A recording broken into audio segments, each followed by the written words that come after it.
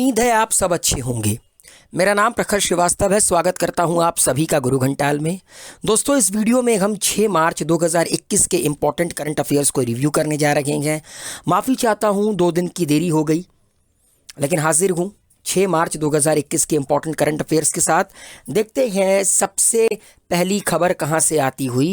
सबसे पहली खबर आती हुई कि त्रिपुरा की सरकार ने ई गवर्नेंस को बूस्ट करने के लिए वहां के सीएम ने जागरूक त्रिपुरा एक प्लेटफॉर्म लॉन्च किया है, ठीक है, जिसमें लोगों को सेंट्रल गवर्नमेंट और त्रिपुरा की स्टेट गवर्नमेंट से रिलेटेड जितनी भी स्कीम्स हैं उनके बारे में जानकारी मिल जाएगी, ठीक है।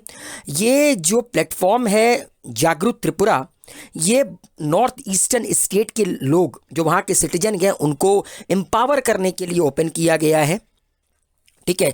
ये एक तरह का आत्मनिर्भर त्रिपुरा वो बनाने के लिए, ई गवर्नेंस को बूस्ट अप करने के लिए त्रिपुरा की सरकार ने जागरूक त्रिपुरा लॉन्च किया है।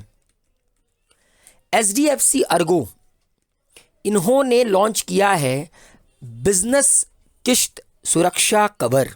ये पूछ सकता है कि किस इंश्योरेंस कंपनी ने बिजनेस किश्त सुरक्षा कवर शुरू किया है, तो उसका नाम है एचडीएफसी अर्गो। और ये जो एक तरह का यूनिक कवर गया, ये एक तरह का जो यूनिक इंश्योरेंस स्कीम है, इसको लॉन्च किया गया है किस एम के साथ?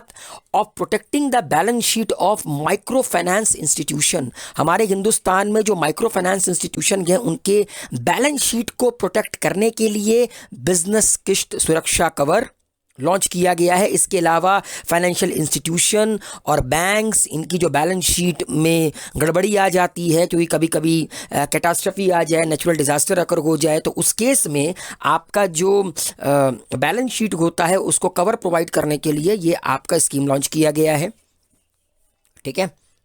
क्योंकि अक्सर क्या होता है, मान लीजिए कि बैंक से लोगों ने पैसे उठाया, ठीक है, मान लीजिए माइक्रो फाइनेंस इंस्टीट्यूशन से पैसे उठाए गए या किसी फाइनेंशियल इंस्टीट्यूशन से पैसे उठाए गए, और वो इंसान जो है उसके इलाके में कैलामिटीज़ आ गया, लाइक बाढ़ आ गई या अर्थक्वेक आ गया, साइक्लोन आ गया, और वो बैंक के पैसे वापस नहीं कर पा रहा है, तो बट ऑब्वियस है बैंक के बैलेंस शीट में दिक्कतें आएंगी। तो उसी को कवर प्रोवाइड करने के लिए बिजनेस किश्त सुरक्षा कवर स्कीम लॉन्च किया गया है एचडीएफसी अर्गो के द्वारा।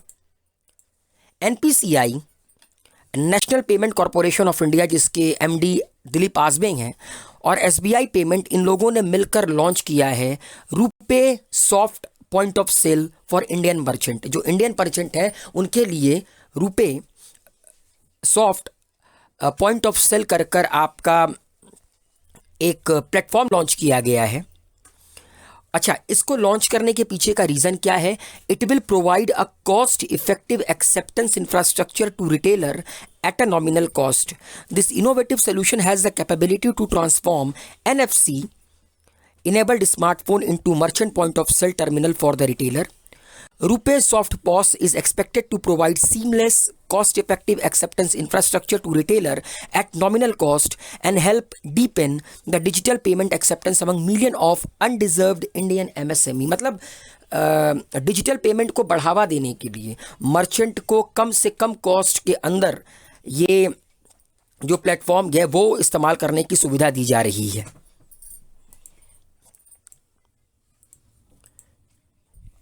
इंडिया ने फिलीपींस के साथ एक करार पर साइन किया है कि इंडिया फिलीपींस को अपने डिफेंस इक्विपमेंट बेचेगी, खासकर ब्रह्मोस क्रूज मिसाइल, जो कि पूरे विश्व का सबसे फास्टेस्ट सुपरसोनिक मिसाइल है, जिसको कि रशिया और इंडिया ने जॉइंट वेंचर से बनाया है, ठीक है।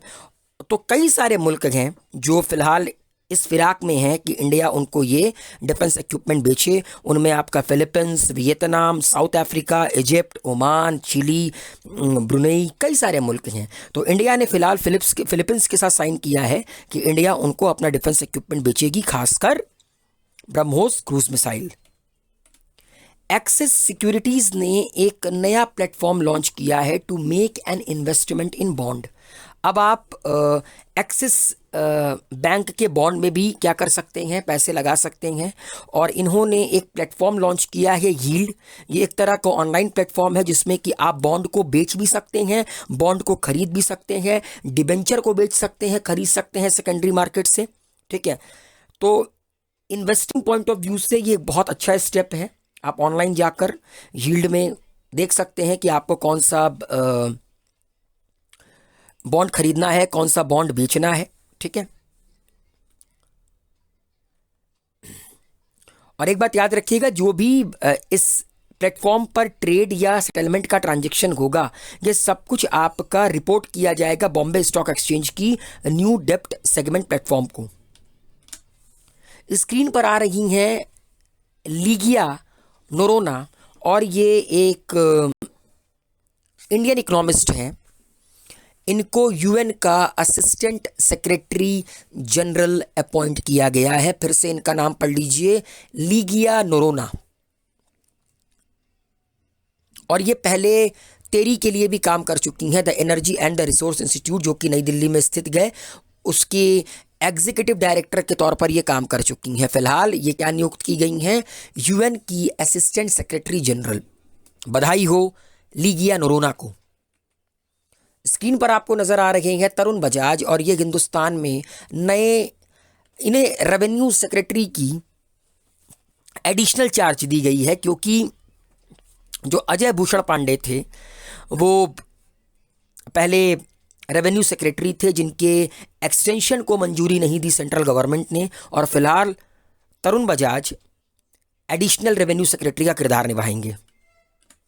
डीआरडीओ ने सक्सेसफुली फ्लाइट टेस्ट किया SFDR टेक्नोलॉजी का, solid fuel ducted ramjet technology, जो कि आपका चांदीपुर उड़ीसा कोस्ट से लॉन्च किया जाएगा। ठीक है, चलिए। And the SFDR technology will help DRDO with technological advantage to develop long range air to air missile. ठीक है, और ये जो SFDR टेक्नोलॉजी है, ये DRDO की हेल्प करेगी लॉन्ग रेंज की एयर टू एयर मिसाइल को डेवलप करने के लिए। पहली बार 2017 में इसका टेस्ट हुआ, उसके बाद 18 में, उसके बाद 19 में, एंड फाइनली SFDR टेक्नोलॉजी पूरी तरह बनके तैयार है, और ये DRDO की हेल्प करेगी long range air to air missile system develop करने में। डेमोक्रेसी रिपोर्ट लॉन्च की गई है, जिसमें हिंदुस्तान को स्टेटस दिया गया है। पहले इसका स्टेटस था फ्री, अब इनको पार्टली फ्री का स्टेटस दे दिया गया है लेटेस्ट एनुअल रिपोर्ट में।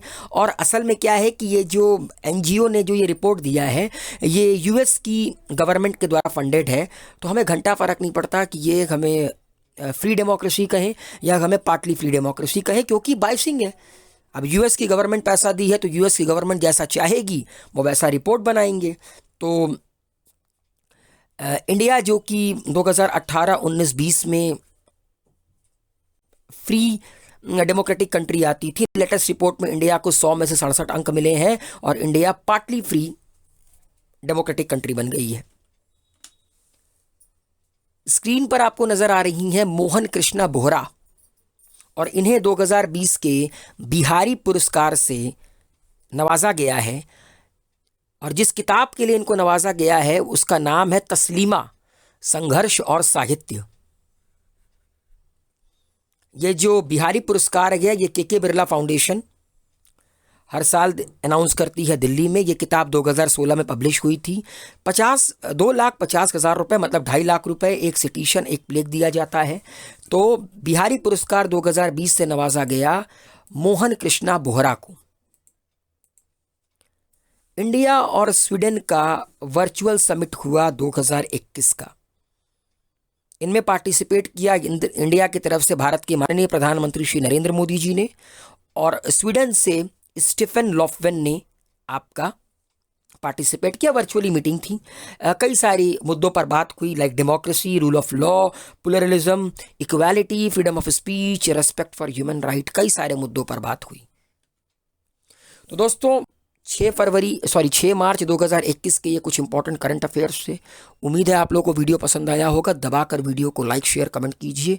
गुरु घंटाल को सब्सक्राइब कीजिए। बेल आइकन के बटन को प्रेस करना ना भूलिए। Thank you so much. उम्मीद